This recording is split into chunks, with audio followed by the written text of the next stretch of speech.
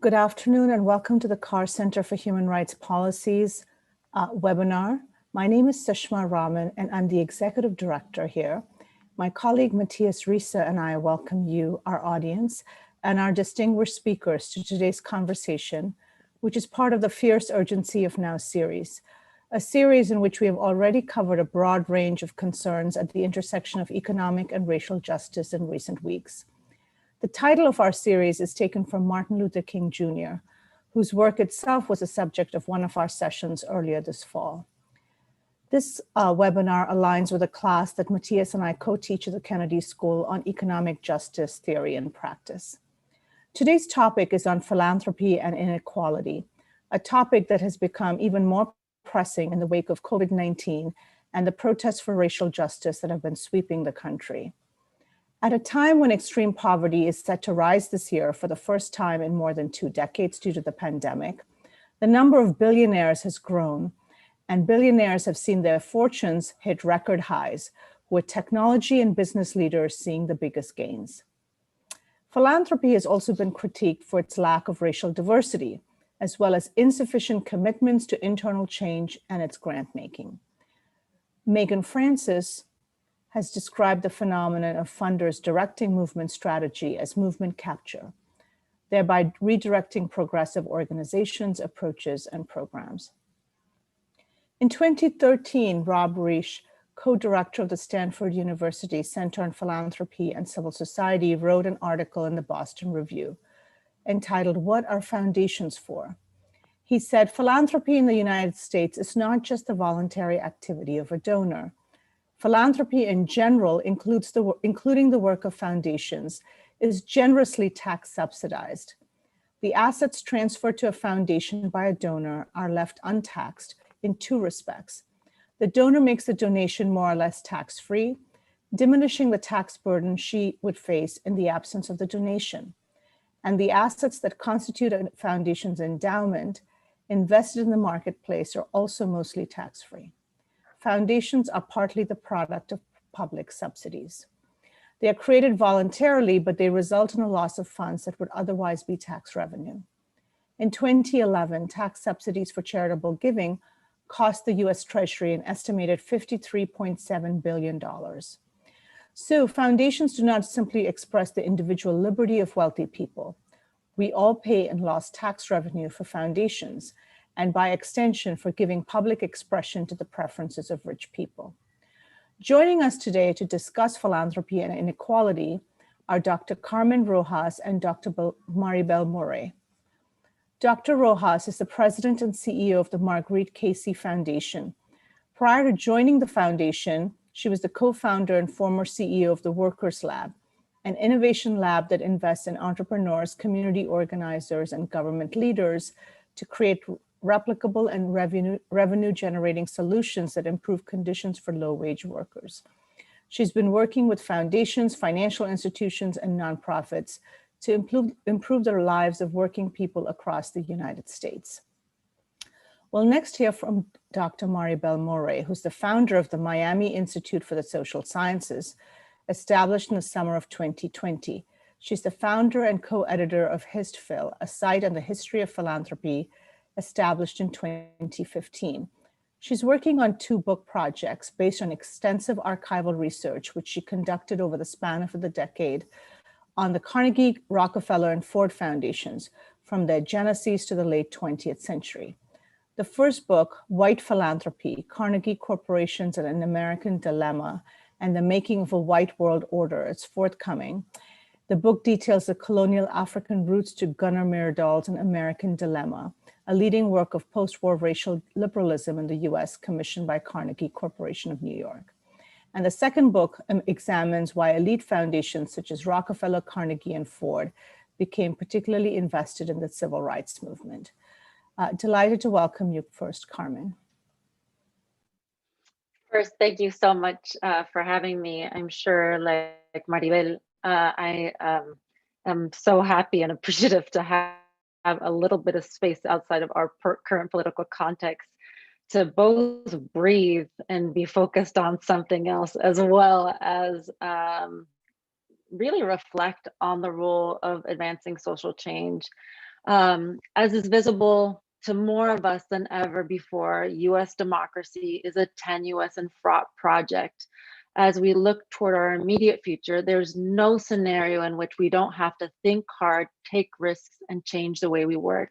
And this isn't true only of philanthropy. This is also true of the private sector that's often put shareholder primacy on the backs of working people, and also true of policymakers who've sought to find shortcuts to the long-standing and entrenched realities of a nation founded on native erasure, anti-Blackness, and the aftermath of colonialism as expressed through transnational migration. Regardless of the outcome of this election, there are 4 truths guiding our work at Marguerite Casey Foundation in this moment, and that I think can help act as guiding stars or pillars for philanthropy in this moment.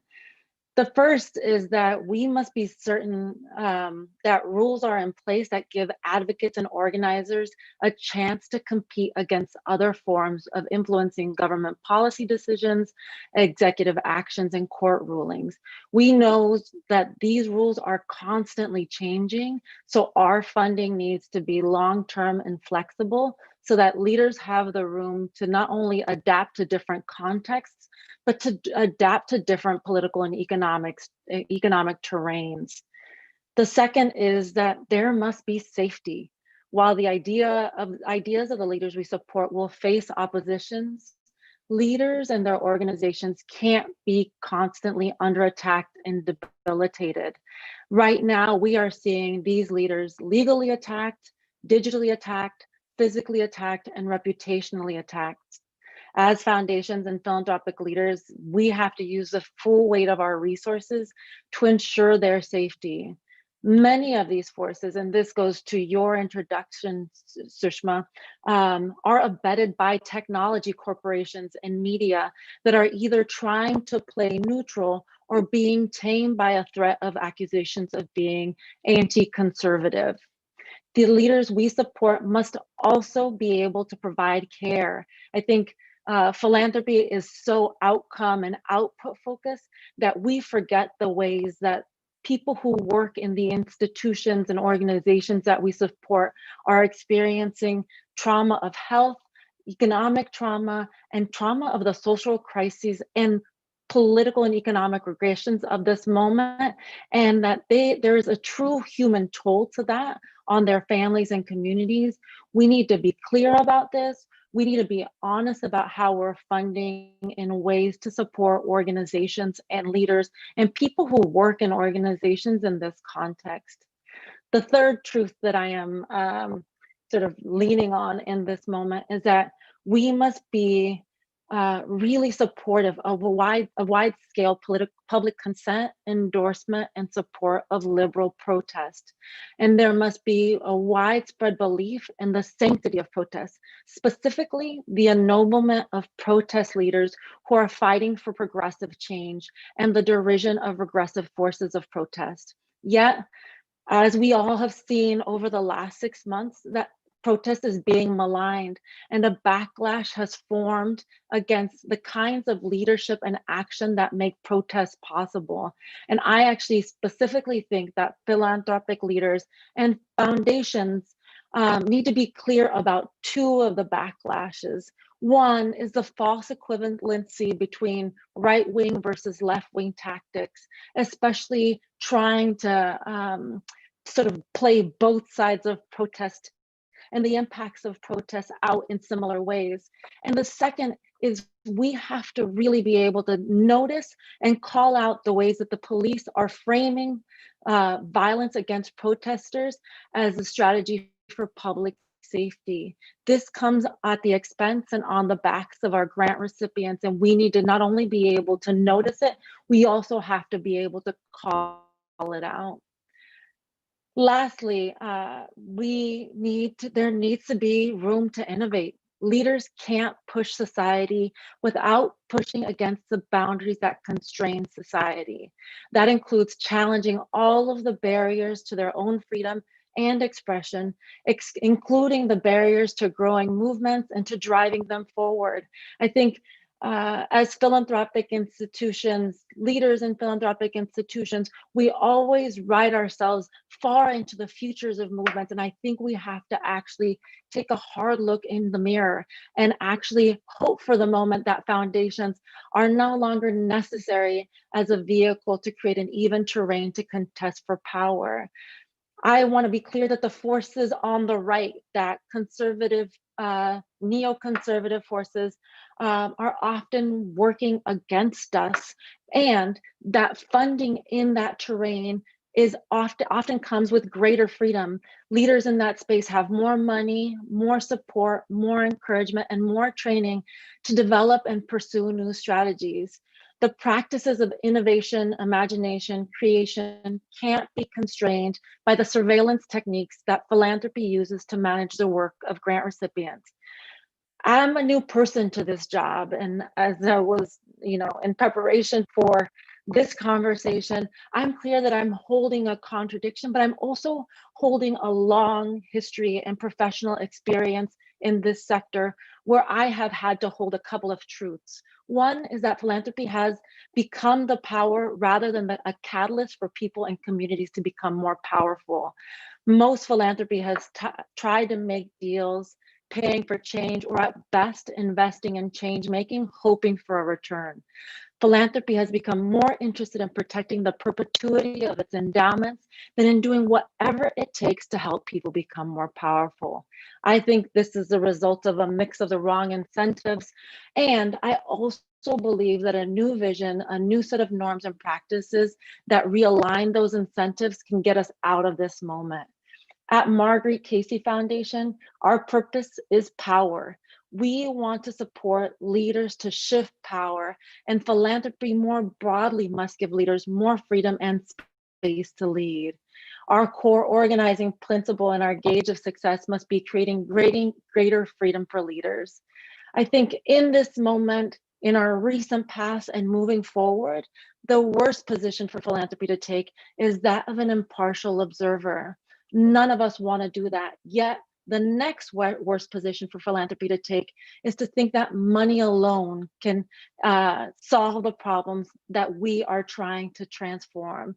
We need to bring more than that to the table. We need to intervene to help create the social conditions that will enable our grant recipients to do whatever it takes to help communities who have long been marginalized and excluded from creating the rules of our democracy and economy, to make sure that they are at the table and making the rules moving forward. I think we as philanthropic leaders need to be willing to step into the communications fray to create a counterbalance to the attacks against the leaders of the organizations that we support, and to defend their proven ideas. I think that there's a lot of, in this moment, and again, over the last 4 years, so much hand-wringing and hemming and hawing from philanthropic leaders. I think we need to be able to leverage our board members, the influence we have in this and other sectors, in order to normalize the ideas that radical community leaders have, and to organize consent around those ideas. I think this, for me, will increase the level of public support and needed policy changes in both government and private industry. As I think about the next coming days and the next months and years ahead, I think we need to, as a sector, fully endorse strategic racial justice initiatives as a way to break through and mobilize people to sustained action when other issues aren't able to. For me, this is the most viable path to a fully functioning democracy and a representative economy. So yours was the talk I didn't know I needed today until I heard you speak. So thank you so much for joining us. Maribel, if you want to share your thoughts, and then we'll have a conversation. Thank you so much, President Rojas. And thank you so much, Dr. Raman, for the invitation as well, and Dr. Risse.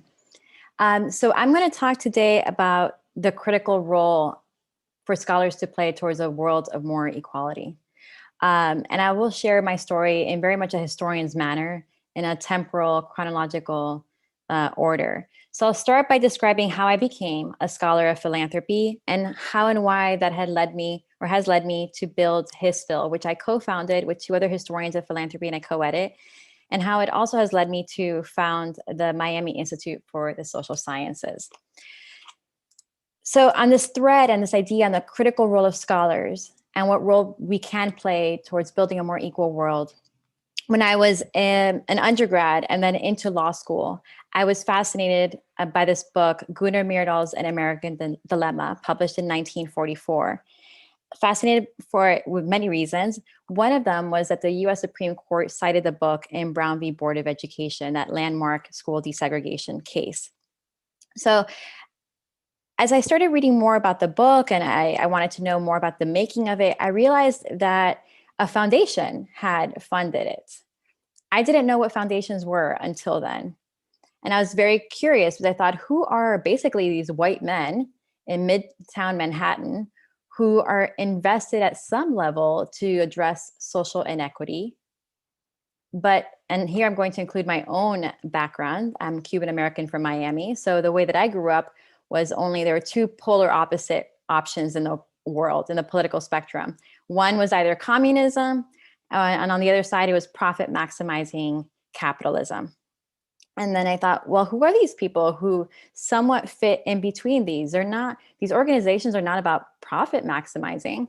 They're trying to solve some problems in society, but clearly not to the level of a communist revolution. So what is this sweet spot between these realms where these foundations sit? So I was very curious to learn more about their motivations, their visions for equality. And that has turned into a book. It's coming out in 2021 called White Philanthropy, Gunnar Myrdal's An American Dilemma, and the Making of a White World Order. And as I explain, the characters who financed the book were very invested in fortifying a white world order. And the book, An American Dilemma, that we associate with racial equality in the US was actually part of an effort to mobilize the social sciences as a tool for white policymakers across the Atlantic to find new tools to help them recalibrate, find new equilibriums in white supremacy and Black subordination. So I can talk more about that in the Q&A. But while I was writing this book and into the second book on the later half of the 20th century, I co-founded Hissfield. It's hissfield.org, and it's a site on the history of philanthropy. Backstory to it is that one of my dissertation advisors, Stanley Katz, brought 2 of his students together in email conversations, and it was in 2013. And we would just email each other about current events and connecting it to the history of philanthropy.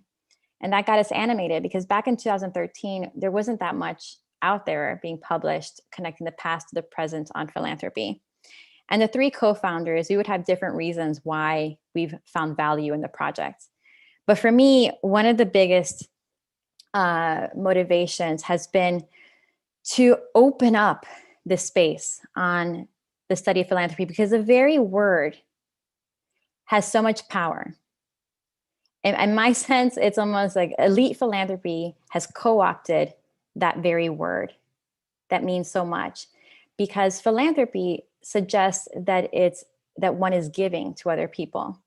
And if we continuously associate philanthropy with people who have, basically taken advantage of workers in order to maximize profits, and then turn it around to rehabilitate their vision in public, then if they're the only ones we associate with philanthropy, we're basically allowing them to have the most privileged model of benevolence. So that's one. So opening up the definition of philanthropy, who practices it, from everyone, volunteering. It's not just money. So volunteering your time. So in the study of philanthropy, expanding who does it and where they do it around the world as well. And that has consequences, again, in our own perceptions of who are the givers and the takers in the world. And then 2, that's also very interrelated with who's writing the scholarship. So it is no coincidence that the more you open up beyond white men in the writing and discussions on philanthropy, that the conversation expands to other forms of philanthropy. So that's been one of my missions. And having an online platform, it makes it easier. We share new publications on the topic of philanthropy. We have forum conversations, and all of it to inform ourselves, each other as scholars, but also to connect with practitioners in the field, to have these thoughtful conversations on the past and present. And to me, it's a very natural dialogue. Now, as I'm writing the book on An American Dilemma, as we're working on Hissfield, I start thinking about establishing an institute on the social sciences. Because it is no coincidence that I'm reading about a book, An American Dilemma, that became powerful, written by a white man.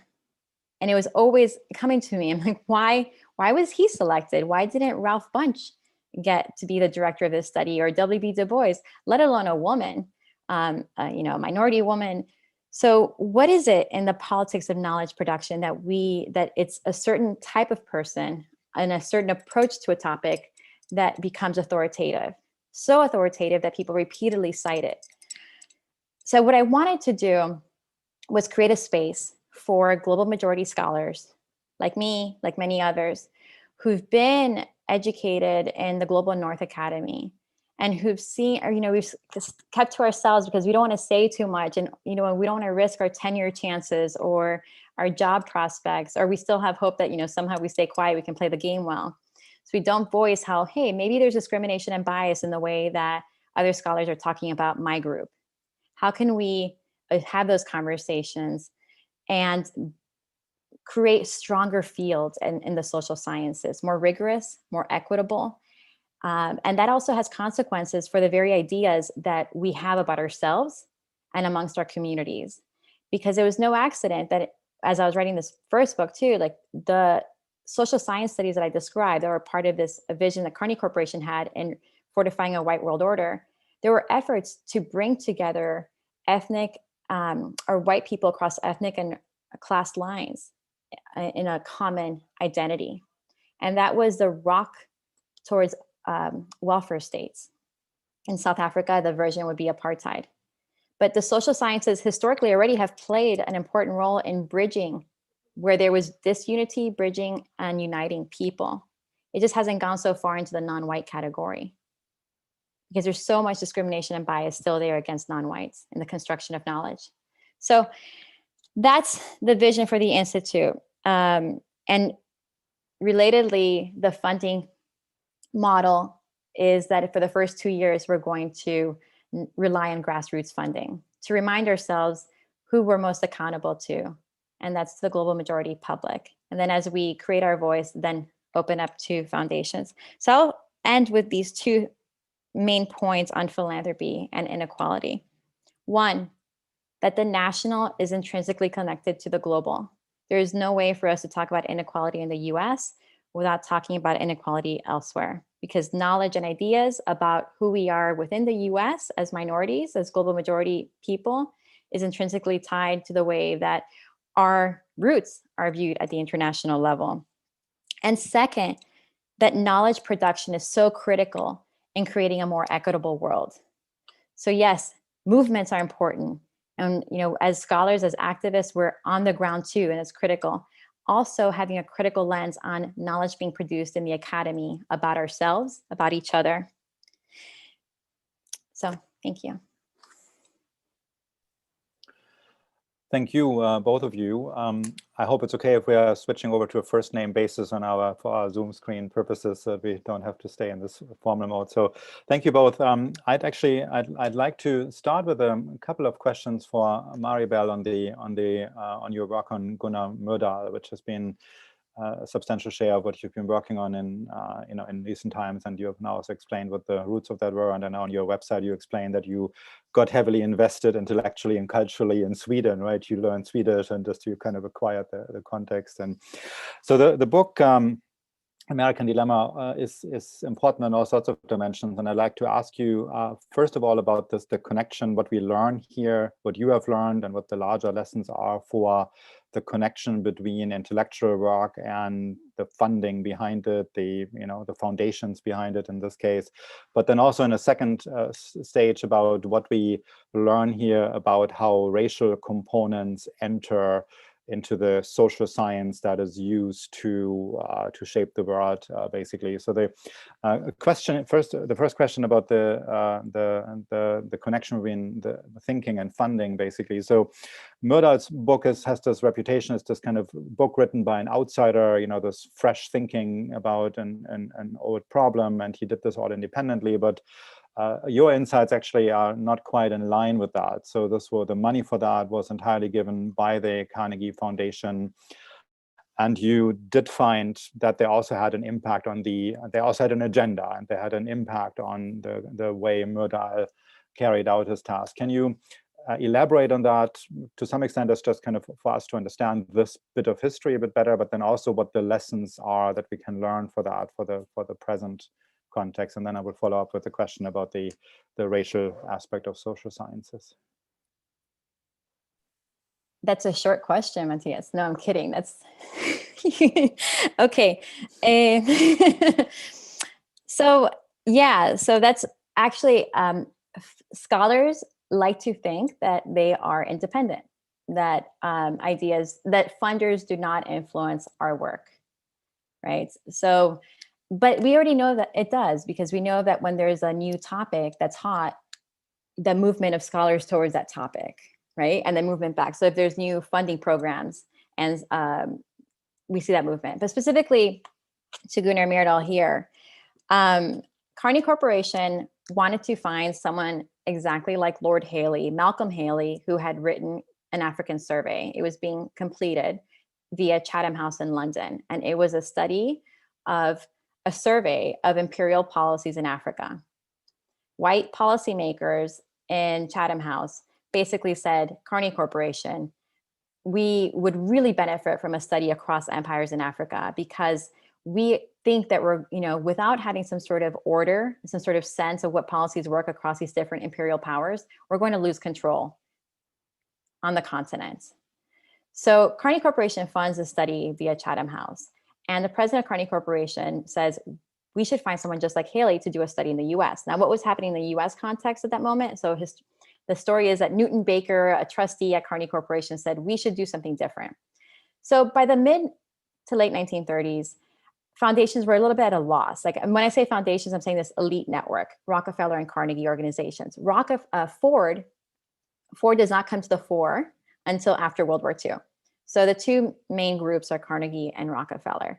And they're at a loss because for at least since their founding, they had been funding the Tuskegee educational model for Black Americans as the panacea for quote unquote race relations, meaning continued peaceful white supremacy and Black subordination.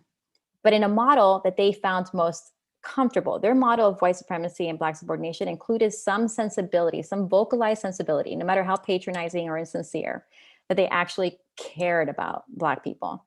So at times they would find off-putting other white policymakers' approach to white supremacy and Black subordination. So, labor laws in Kenya in the 1920s, or the National Party in South Africa in the 1930s, or Jim Crow laws in the South.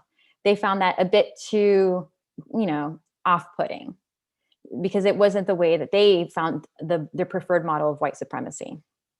So having that model of an African survey out there, Keppel thought, it'd be great, because this model is no longer working in the South because of the migration. They saw migration of Black Southerners to northern cities, and they were associating Black Americans with societal problems in urban centers in the cities. So they didn't have a new solution to peaceful race relations. And I'm using obvious quotes because that's their language, but they really meant recalibrating, fortifying a new form of white supremacy and Black subordination. And so this model where you would help white policymakers across government lines learn from each other and coordinate their policies. In one model, it was across imperial powers in Africa. In the US one, it was across state lines. that was a vision.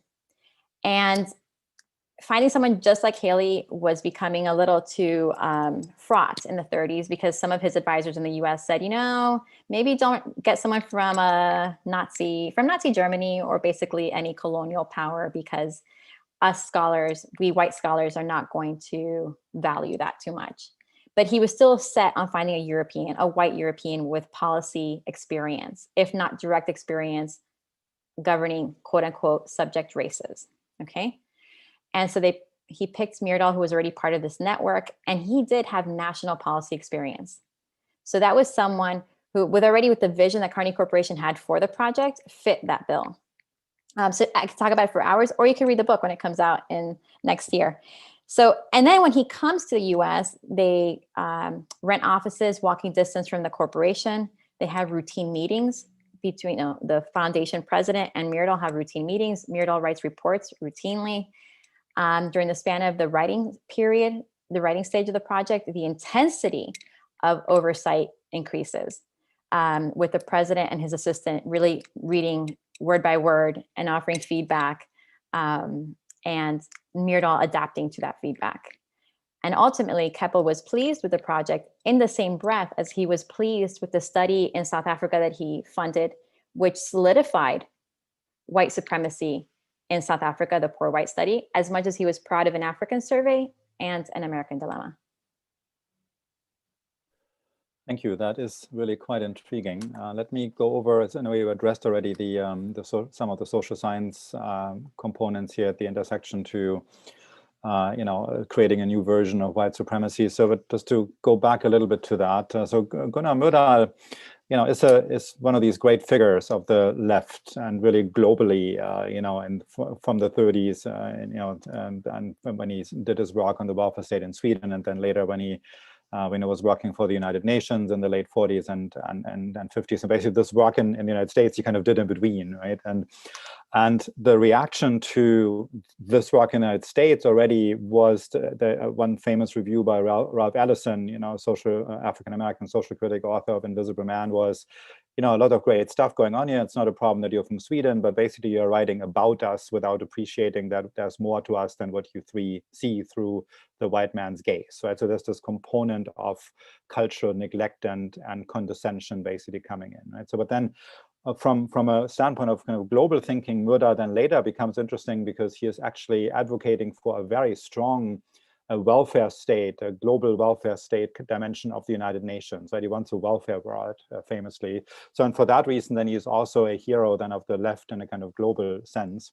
But basically what you are suggesting now is that we have to pretty thoroughly reconsider, or possibly also thoroughly reconsider, the impact and the relevance of Gunnar Myrdal at the global stage of this sort of myopic understanding, this condescending understanding of cultural independence of people of color that Ellison diagnosed in the American Dilemma is present in his thinking overall. Right? So my question for you is this an example where what we see as left-wing thinking, combined with social science, in fact, is much more undermined by racist tones than the authors themselves would have wanted us to think, and we have done so far?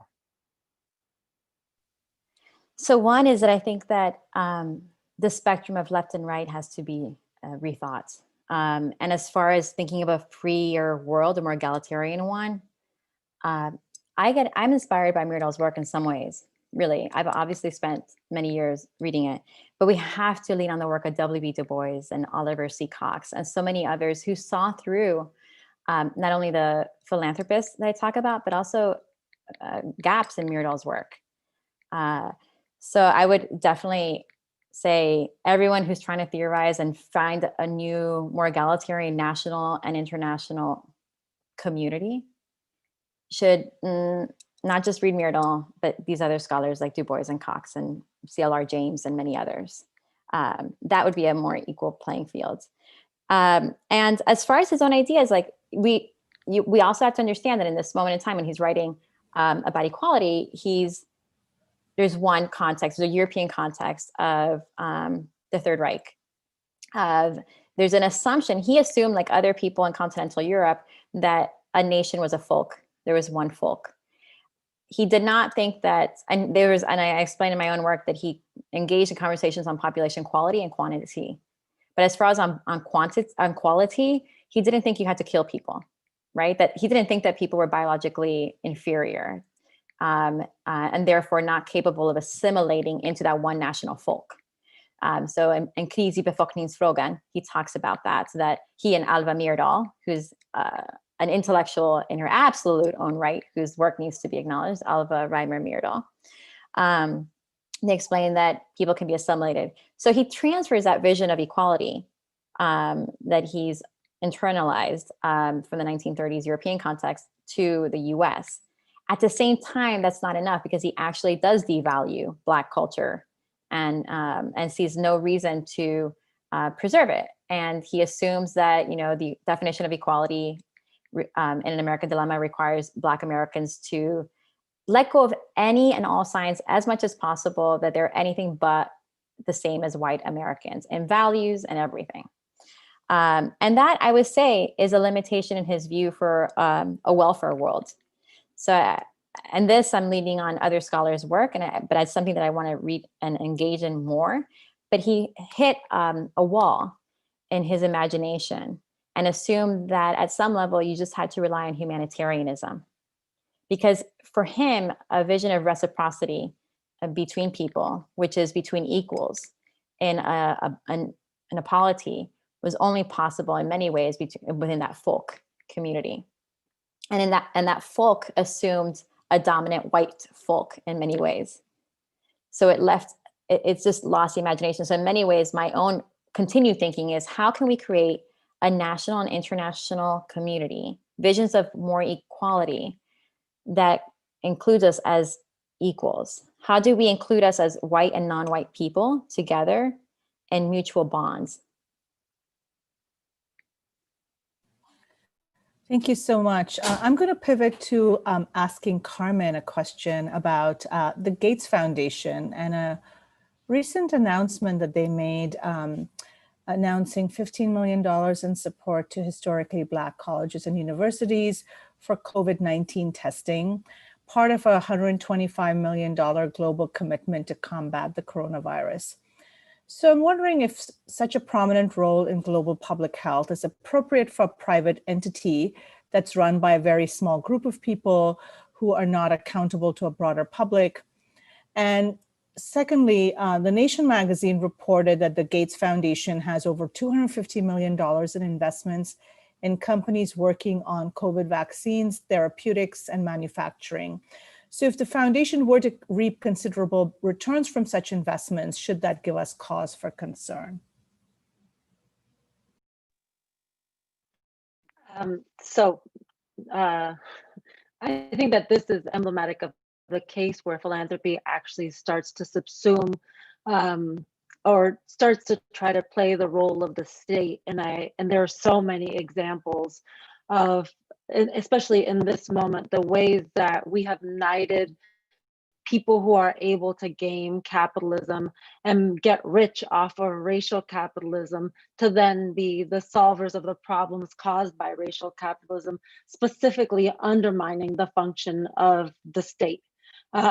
So no, I don't think it's appropriate that they are investing in the research. And yes, I do think it's deeply problematic, and that as other philanthropic leaders, they should be held to account. I think that there are a number of things that have been, I guess, not surprising to me because I ran a nonprofit before this.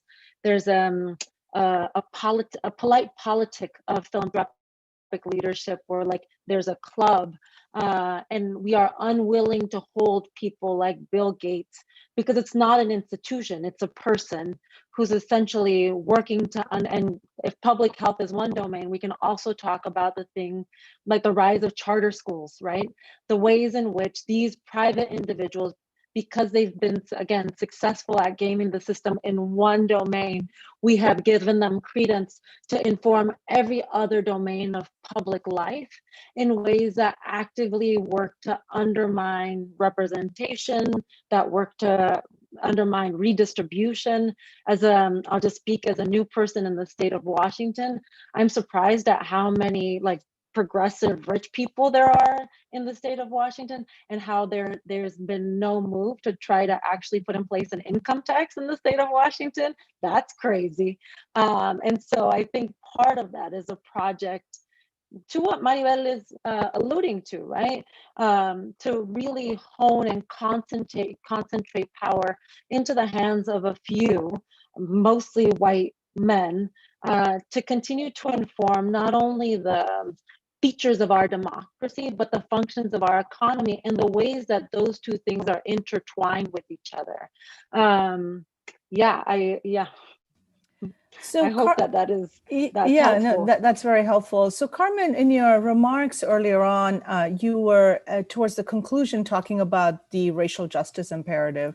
And as we saw over the summer, philanthropic and corporate leaders were issuing statements in support of Black Lives Matter and committing to increasing resources for Black-led organizations and to improving internal diversity. And I'm wondering, what is your assessment of how genuine these statements were and how effective they are in moving the needle? I just don't think statements are effective at all. And I think that there are a couple of places where there's the rub. One is that philanthropy and national philanthropy has gotten caught in the domain of diversity, equity, and inclusion, often sort of leading with representation as opposed to reparations. Somehow we think that because I have this role, I have greater sympathy or care for Latino people in this country than another person does, and that my ideology and politics is not going to inform my practices. So that's one thing. The second, it actually hasn't changed the practices of institutions, right? Like the surveillance mechanisms that philanthropy puts in place, everything from the 150 question grant application to the lack of clarity of how you get money, when you get money, to the situating program officers as experts as opposed to servants to movement leaders. I think that the institutions have made changes with very little change to the core functions and practices that have really hurt and killed Black people in this country, that would actually lead to some sort of repair in the relationship between these institutions and Black people. The third thing for me that I've just been thinking a lot about is that white supremacy, and specifically anti-Blackness and Native genocide, are the seeds of the founding of our nation.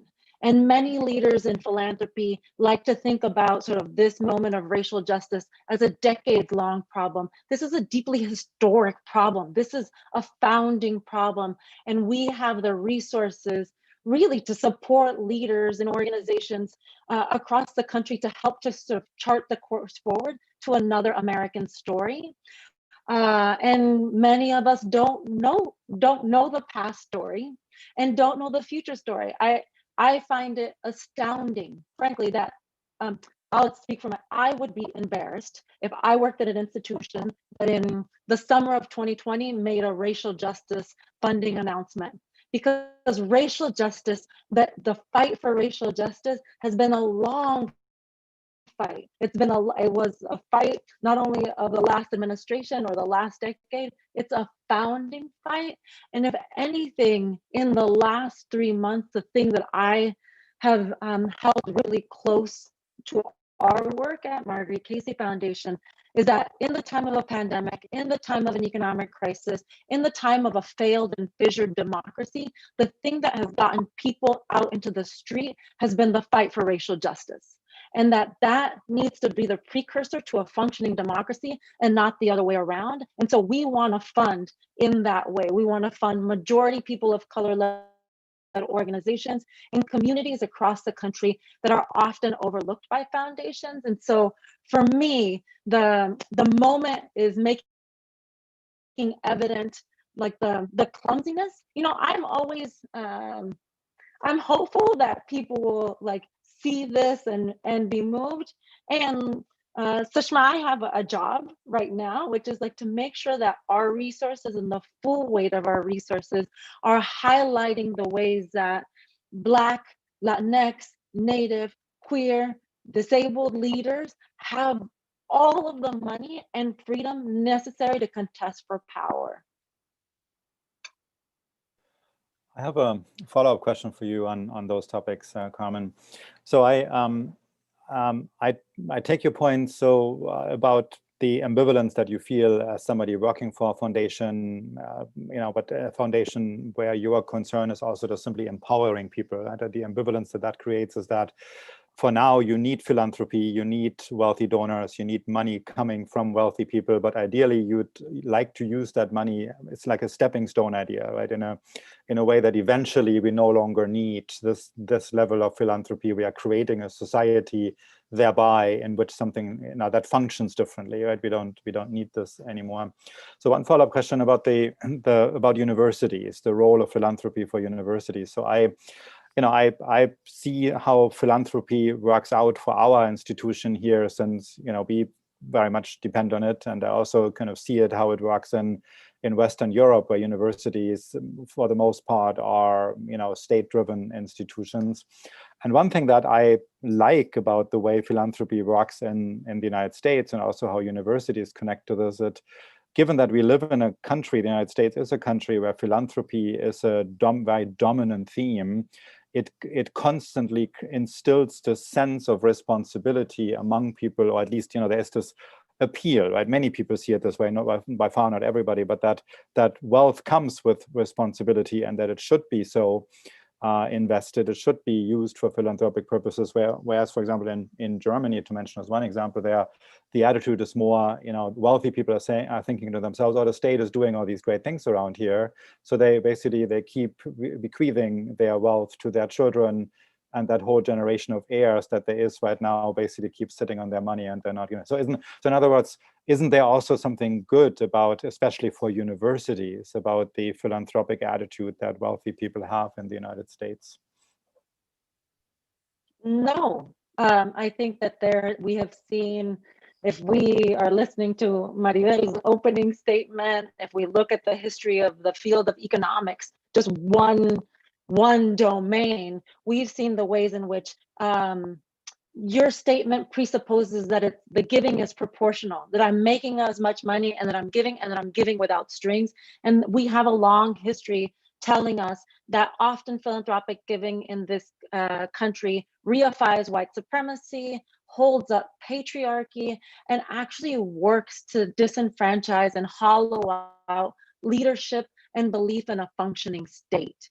And so I don't think that there are that the trade-offs between having a functioning state where people pay taxes and those taxes are then redistributed into public institutions and available and visible to everybody is equal to somebody making a bunch of money on a failed state that they've worked to make sure is failing in order to advance a logic, in order to advance ideas, in order to advance practices that keep the hold of power in the hands of white supremacy. And then I'll take it a step further, at the expense, with a deep willingness to kill Black people, to kill Native people, to kill migrants. Like, these aren't, I think the academic institution is a terrain where we should be able to contest for power.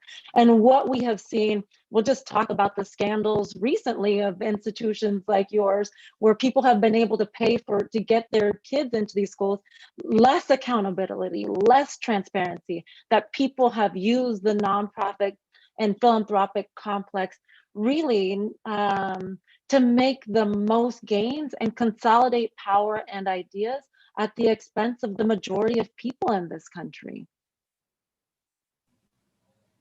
I think I am like the strange person in philanthropy that is obsessed with taxes and that believes in the state.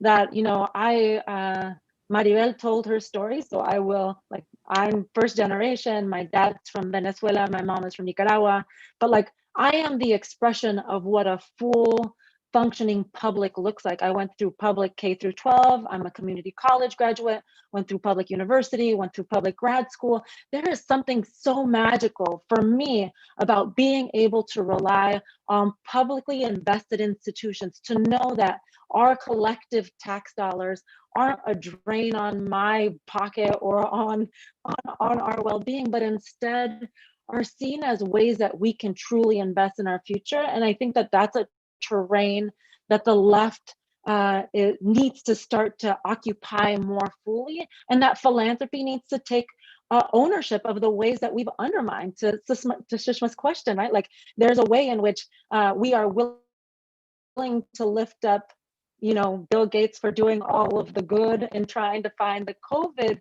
vaccine, but at what expense? At what expense to all of us? And the idea that there's been this deepening and ever increasing concentration of wealth and power in this country into the hands of, well, just 10 people. That's crazy. And I think the German context is a different context where you can't actually call that. You can't call that as a necessary. It's not a necessary precondition for innovation. It's not a necessary precondition. Inequality is not a necessary precondition for us to be good to each other. And I think in this country, we've told each other a long story that that's true, and it's wrong. We have so much evidence that it's wrong. Carmen, can I jump in to support your point? So I think one is, what does it mean to be philanthropic with each other? Right. So one, I already mentioned that it's important to deconstruct the word away from just elite people. But really, like, if we're going to talk about a love of mankind, and if you love mankind, is a model where you extract as much profit from them as possible in your own hands, and then hoard that money, and you yourself decide how that money should be redistributed. Is that really, let's just be real. Let's have that, you know, national, international conversation, right? Is that model of philanthropy really philanthropic? And if we're going to be really open-minded, what other model of philanthropy, what other model of loving mankind can we imagine where we really would be loving mankind and treating each other with full dignity and respect? So we have quite a few questions in the chat from our audience, and a lot of them have sort of a common thread. So I'll just highlight a couple of the themes that are emerging and then ask of each of you a closing question. Julie asks what it looks like in a granular practical level to really think about this whole issue of kind of, you know, the principles that you laid out when you see foundations that are kind of aligning around market-based reforms and privatization. If you can expand on your first pillar of leveling the playing field and how that would look like in a granular level. Rose asked about how to democratize philanthropy. Diana asked about the conflation of wealth with wisdom, and whether if someone has made money, does that mean that they have wisdom? You know, Rose again asked about who foundations are accountable to. And Edith asked about how we could unwind the problematic landscape that is there today. Diana again asked, what is a better way than to include Black and other marginalized groups in decision-making about foundation asset investments and giving? So a lot of different really valuable questions, which I think we could spend another hour unpacking. So I think it may be helpful to just reflect in closing if you have some maybe 2 to 3 recommendations for foundation leadership that, you know, as they think about their work going forward. And Carmen, maybe I'll start with you. Yeah, I'll go. I'll go. So one is to take the time to actually understand the making of this country. I am consistently surprised by people who are held up in this sector who have never read Black Reconstruction in America, who have no sense that the history of this country isn't slavery, civil rights, Barack Obama, but there is a rich and complex history contesting for social power, for economic power, for political power.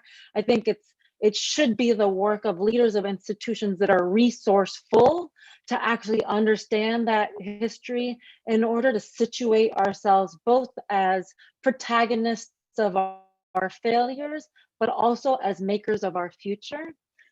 The second thing is, I think that this idea of who gets to choose, right? Like this conflation of wealth and wisdom is an important one. And oftentimes we in philanthropy, I'm surprised at how many people in philanthropy continue to partner with Mark Zuckerberg, continue to partner with Jeff Bezos, continue to partner with Wells Fargo's bank, while on the business side of these institutions, these leaders are actively pushing forward an agenda that actively is killing the communities that are all over our collateral, that are all over our websites. So being able to name not only the victors in this moment, but also the victims in this moment, I think that we have to tell a more complete story. I think the third thing is really the role of the state, that philanthropy exists. It's true, these institutions exist. I have this job, I get a paycheck, I pay people, we put money out, it is true. We have a choice as leaders in philanthropic institutions, as philanthropy, to either ignore the fact that we're functioning within an economy and within a state and try to create vehicles to circumvent the equitable ways that these institutions can function. So by creating charter schools, by investing in public health in ways that the government should, or we have the opportunity to use the full weight of our resources to give leaders money to actually contest for a seat at the table, so that there is a truly representative democracy and economy. I think that many of us in philanthropy are like so anti-government, have like bought the sale that government is so bad for us and that we can do better, without being honest. I mean, we have again, charter schools, public housing, transportation. We are privatizing functions of the state as philanthropic institutions, and I think we have to be accountable and responsible when we do those things, and two, actively work not to do it. That is our job, to actually create a more even terrain for leaders and communities to contest for power. Wow, thanks. I mean, I don't know why I say that's great. So I would say 2 recommendations thinking ahead. One, for foundations, to be less defensive. I see this amongst foundation practitioners, people in the field, when they come across critical scholars of philanthropy, for example. Don't feel so defensive about protecting your founder or your funding programs, because you're actually you should be in the same fight as the critical scholars of philanthropy, because the common conversation there is, how do we get to a more equitable world? And what tools should we use to get there? And criticism is, again, one of the forms of getting there. How do we make this tool better or change the tools? But slow down, don't be as defensive, internalize the ideas, and really have a conversation with critical scholars of philanthropy. And then my second one is, for years, I've heard a common conversation on philanthropy and democracy. And many times it rotates around the participatory democracy. How can people get more involved in voting? And that's critical. Democracy also requires substantive rights to be protected. And in many ways, what Godwin was saying in the beginning too, and speaking up for your grantees. But also for communities that are that you should be serving. So having a very robust vision of what a democracy is, who is a part of it, and what their robust rights are. And also that in doing that, we should all be keeping in mind the national and international levels. There's no way to create a more just future in the US without thinking of a more just future globally. Thank you both, Carmen and Maribel, for joining us today. It's been a fascinating conversation. I will say that I spent almost 2 decades in the philanthropic sector, and I was at the Ford Foundation, and I was on the founding staff of Open Society. And I do think a lot of the conversations we're talking about today were happening 10, 20 years ago. And so I think the key now is really thinking about how we push institutions to be more accountable and transparent, and to address many of the important issues that you've outlined so elegantly today. So thank you both for joining us, and thank you to our audience for joining us today as well. And we'll see you next week.